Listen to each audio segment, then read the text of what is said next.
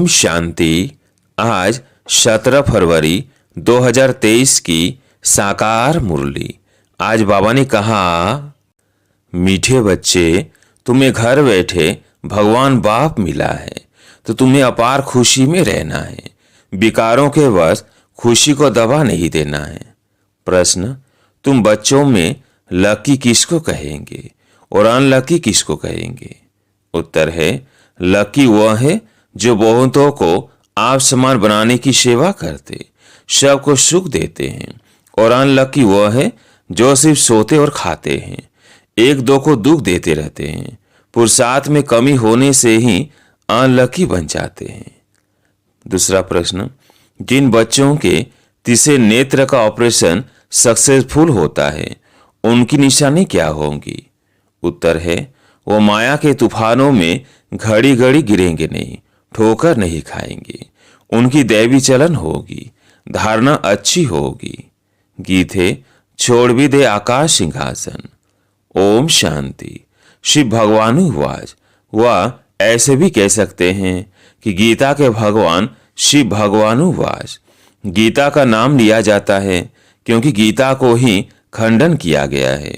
सारा मदार इस पर है कि गीता श्री कृष्ण साकार देवता नहीं गाई है, अर्थात श्री कृष्ण ने राजयोग नहीं सिखाया है। वह श्री कृष्ण द्वारा आदि सनातन देवी देवता धर्म की स्थापना नहीं हुई है। श्री कृष्ण को निराकार भगवान तो नहीं कह सकते। श्री कृष्ण का चित्र ही अलग है, निराकार का रूप अलग है। वह है परम आत्मा, उनका कोई शरीर नहीं है। पुकारते ही हैं, हे भगवान रूप बदल कर आओ। वह कोई जानवर का रूप तो नहीं धरेगा। मनुष्यों ने तो जानवर का भी रूप दे दिया है, कछ मछ अवतार, 12 अवतार, परंतु खुद कहते हैं मैंने यह रूप धरे ही नहीं है, मुझे तो नई सृष्टि रचनी है। श्री कृष्ण को सृष्टि नहीं रचनी है। ब्राह्मण कुल को रचने वाला ब्रह्मा और श्री कृष्ण में तो बहुत फर्क है। ब्रह्मा के मुख से ब्राह्मण रचे गए, श्री कृष्ण के मुख से देवताएं रचे गए, ऐसे तो कहाँ भी नहीं लिखा हुआ है।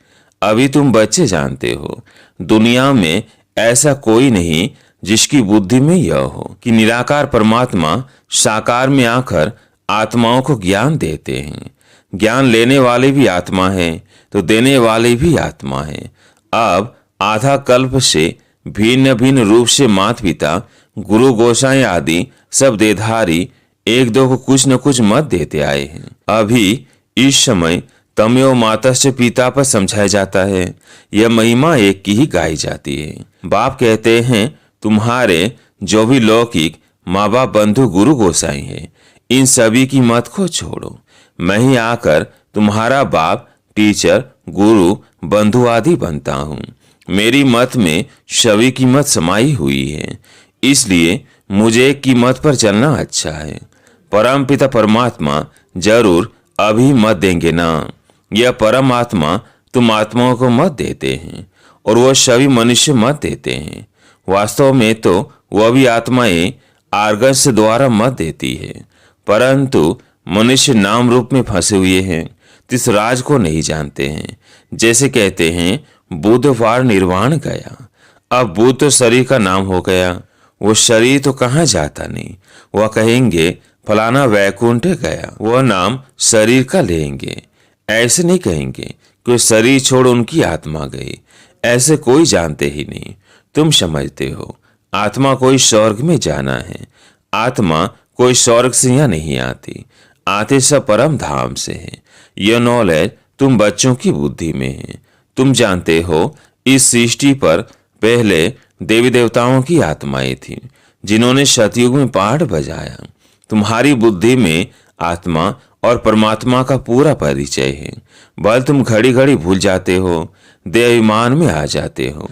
पूरी रीति कोई से मेहनत होती नहीं। माया ऐसी है जो पुरुषार्थ करने नहीं देती। खुद भी सोचते हैं तो माया और ही सोचता बना देती है। विश्व का मालिक खुद बैठ पढ़ाते हैं, जिसमें माता पिता, बंधु, सखा, गुरु आदि सभी संबंधों की ताकत आ जाती है। यह महिमा है ही एक निराकार परमात्मा की, परंतु मनुष्य समझते नहीं। लक्ष्मी नारायण आदि सबके आगे जाकर महिमा गाते रहते हैं। तुम जानते हो, हम आत्माएं 84 जन्मों का चक्र लगाकर आई है। अब यह अंतिम जन्म है। यह घड़ी घड़ी बुद्धि में याद रहना चाहिए। यह नॉलेज बड़ी खुशी की है। ऐसा बेहद का बाप स्वयं तुम बच्चों के और कोई को मिलता नहीं है। विवेक भी कहता है, परम पिता परमात्मा का जो बच्चा बना है उनकी खुशी का पारवार नहीं होना चाहिए, परंतु लोभ मोह आदि विकार आने से खुशी को दबा देते हैं। इन विकारों ने ही सारी दुनिया की खुशी को दबा दिया है। तुमको तो घर बैठे बाप आकर मिला है, भारत में आए हैं। भारतवासियों का तो भारत घर है ना, परंतु आएंगे तो जरूर एक घर में। ऐसे तो नहीं घर घर में आएंगे, फिर तो सर्वव्यापी हो गया। वो आएंगे तो जरूर आकर पतितों को पावन बनाएंगे। दुनिया तो समझती है श्री कृष्ण आएगा, परंतु तुम जानते हो परम पिता परमात्मा आया हुआ है, जो पतित पावन ज्ञान का सागर है। उनका नाम वास्तव में रुद्र है। यह बड़े से बड़ी भूल है। जब यह समझे कि वो बेहद का बाप सारी सृष्टि का रचयिता है तो खुशी का पारा चढ़ जाए। ऐसे बाप से तो जरूर वर्षा मिलेगा। श्री कृष्ण से तो वर्षा मिल न सके, इन बातों पर भी किसकी बुद्धि नहीं चलती। दुनिया तो सारी शूद्र संप्रदाय है। ब्राह्मण भी शिव कहलाने मात्र है। तुम ब्राह्मण जब विचार सागर मंथन करो तब औरों को भी परिचय दे सको। श्री कृष्ण को तो सब जानते हैं। शिव कोई कहते राधे कृष्ण सौर के हैं, कोई फिर द्वापर में ठोक देते यह भी मूंझ कर दिए। ईश्वर तो ज्ञान का सागर है। तुम ईश्वरीय संप्रदाय में ही ज्ञान आ सकता है। आसुरी संप्रदाय में ज्ञान कहाँ से आया? भल गाते भी हैं पतित पावन, परंतु अपने को पति समझते नहीं। शौर को तो बिल्कुल जानते ही नहीं, सिर्फ नाम मात्र कहते हैं। यह भी नहीं समझते हैं कि देवताएं स्वर्गवासी हैं। तुम जब समझाते हो तब आंखें खुलती है। माया ने आंखें ही बंद कर दी है। प्राचीन भारत स्वर्ग था, लक्ष्मी नारायण का राज्य था, यह भी नहीं जानते। हम भी नहीं मानते थे। यह तो समझ सकते हैं कि अन्य धर्म तो बाद में आए हैं। देवताओं के समय ये धर्म नहीं थे, तो जरूर वहाँ सुख ही सुख होगा। बाप बच्चों को रचते ही सुख के लिए। लौकिक बाप भी बच्चा मांगता है तो उनको धन संपत्ति देने लिए, न कि दुख देने के लिए। यह तो अभी हम समझाते हैं कि द्वापर से लेकर लौकिक बाप भी दुख ही देते आए हैं। सतयुग त्रेता में तो दुख नहीं देते। यह माँ बाप प्यार तो बहुत करते हैं, परंतु उनको फिर काम कटारी नीचे डाल देते हैं तो दुख आरंभ हो जाता है। सतयुग में तो ऐसे नहीं होता, वहां तो दुख की बात नहीं। यह बार बार समझाते हैं। तुम्हारे में भी नंबर वार समझते हैं। तुम्हारा यह ज्ञान योग से ऑपरेशन हो रहा है, परंतु कोई का सक्सेसफुल होता है, कोई का नहीं होता है।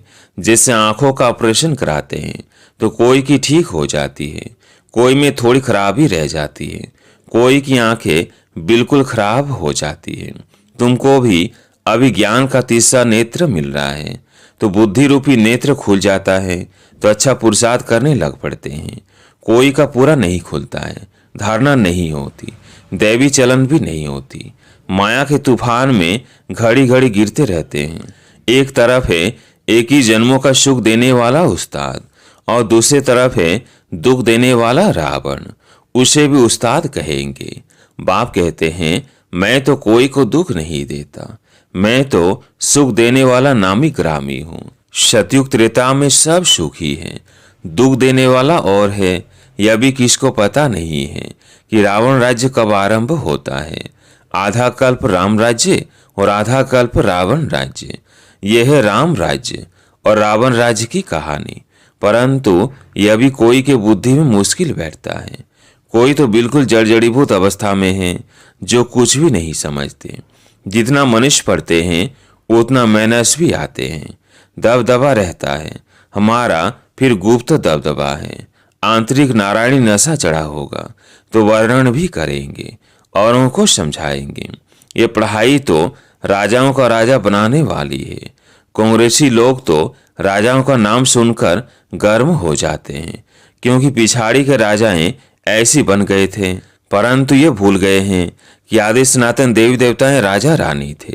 अभी तुम फिर बाप से शक्ति ले 21 पीढ़ी राज्य भाग्य लो। ये सत्यनारायण की कथा तो मशहूर है, परंतु विद्वान आचार्य भी नहीं जानते। गीता का कितना आडंबर बनाया है, लाखों सुनते हैं परंतु समझते कुछ भी नहीं है। अब इन विचारों को कौन सुजाग करे, यह तुम बच्चों का काम है, परंतु बहुत थोड़े बच्चे हैं जो औरों को सुजाग कर सकते हैं। जो जितना आप समान बनाएंगे उतना पद भी ऊंच पाएंगे। बाप कहते हैं बीती सो बीती देखो। ड्रामा में ऐसे था, आगे के लिए पुरुषार्थ करो, अपना चार्ट देखो, इतने समय में क्या धारणा की है। कोई 25 से 30 वर्ष के हैं, कोई 1 मास, कोई 7 रोज के बच्चे हैं, परंतु 15 से 20 वर्ष वालों से गैलअप कर रहे हैं। वंडर है ना। या तो कहेंगे माया प्रबल है, या तो ड्रामा पर रखेंगे, परंतु ड्रामा पर रखने से पुरुषार्थ ठंडा हो जाता है। समझते हैं हमारे भाग्य में नहीं है। तुम सब लकी स्टार्स हो, तुम्हारी भेंट ऊपर की स्टार से की जाती है। तुम सृष्टि के सितारे हो, वह तो सिर्फ रोशनी देते हैं। तुम तो मनुष्यों को जगाने की सेवा करते हो, दुखियों को सुखी बनाते हो। मनुष्य इन सितारों को नक्षत्र देवता कहते हैं। सच्चे देवता तो तुम बनते हो। उन सितारों को देवता कहते हैं क्योंकि वो ऊपर रहते हैं, परंतु देवताएं कोई ऊपर नहीं रहते, रहते तो इसी सृष्टि पर है, परंतु मनुष्यों से ऊंच जरूर है। सबको सुख देते हैं।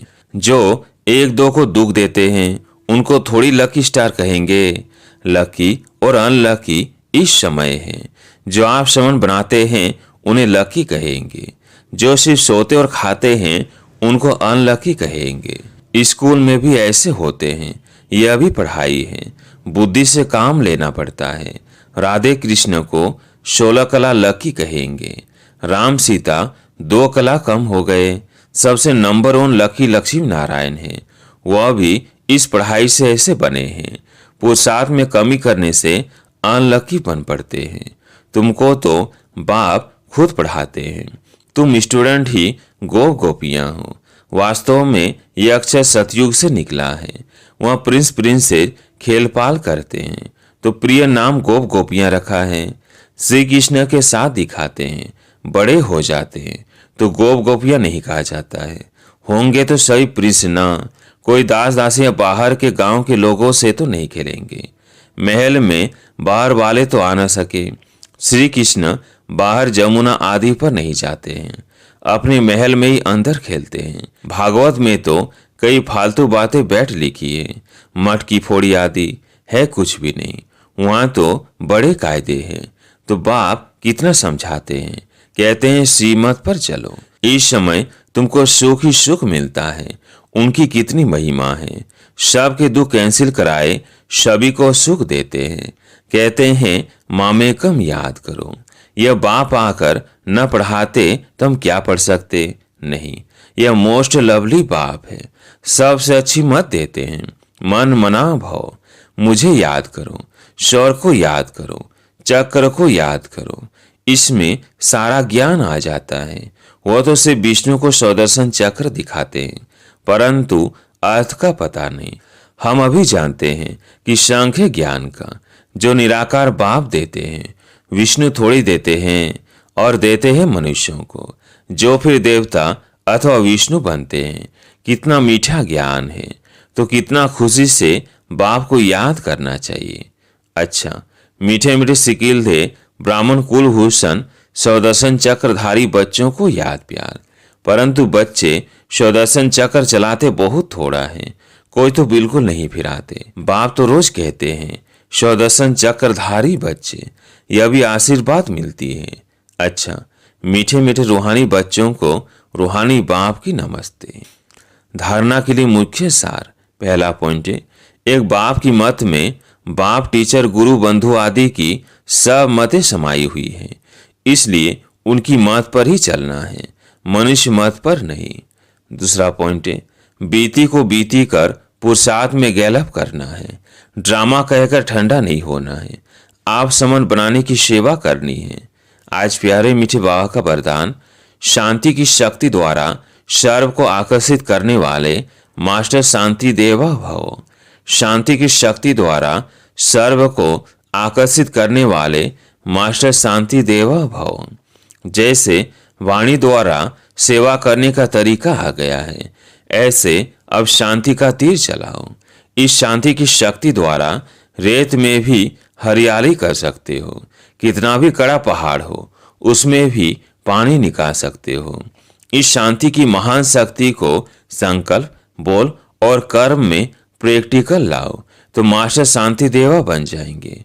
फिर शांति की किरणें विश्व की सर्व आत्माओं को शांति की अनुभूति की तरफ आकर्षित करेंगी और आप शांति के चुंबक बन जाएंगे। स्लोगन है, आत्म अभिमानी स्थिति का व्रत धारण कर लो तो वृत्तियां परिवर्तन हो जाएंगी। आत्म अभिमानी स्थिति का व्रत धारण कर लो तो वृत्तियां परिवर्तन हो जाएगी। अच्छा, ओम शांति।